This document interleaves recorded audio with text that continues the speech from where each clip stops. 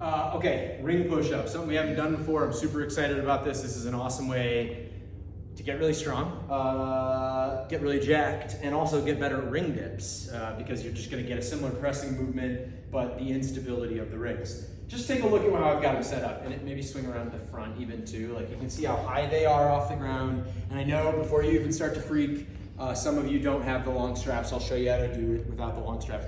But like you can see generally where they are, I don't know, 4 inches off the ground. And you can see that, I don't know, I've got them basically just outside, or right about shoulder width apart, okay? In terms of where my hands will actually go. When we situate on our ring push-ups, we walk ourselves back so that my shoulders stack directly up over the rings, and I've got good tension. You can see I'm already moving around, and then we're gonna lower ourselves down into this push-up position. My midline should be rigid. I'm in a good tight position. Chest should practically hit the ground, and then we press all the way back out. You can see the instability.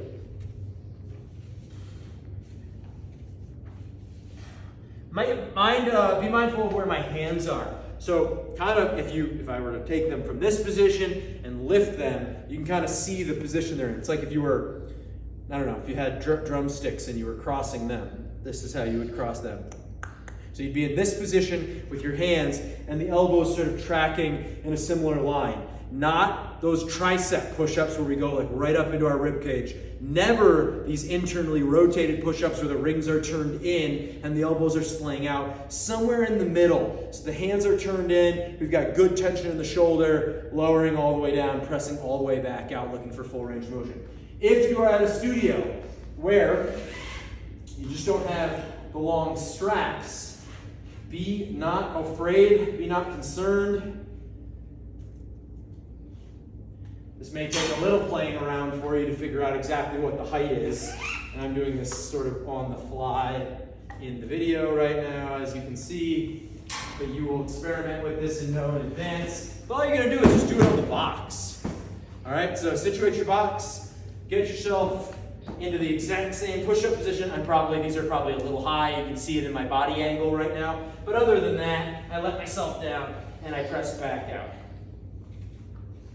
And actually, while I have you here, pretty relevant that that's a good scaling option. Elevating the rings relative to where the feet are is no different than like doing push-ups on a box or on the wall. You can change the angle, probably make it a little bit more manageable for people who are struggling with this, and go from there. And then of course, you can always do this banded ring push-up, no different than the way we would do a banded ring dip. So we would get into the band, situate ourselves in our ring push-up position, lower down, and get that assistance coming back up. So that's always an option as well. All those things are fair game. That's how we do it if we don't have super long straps at our studio.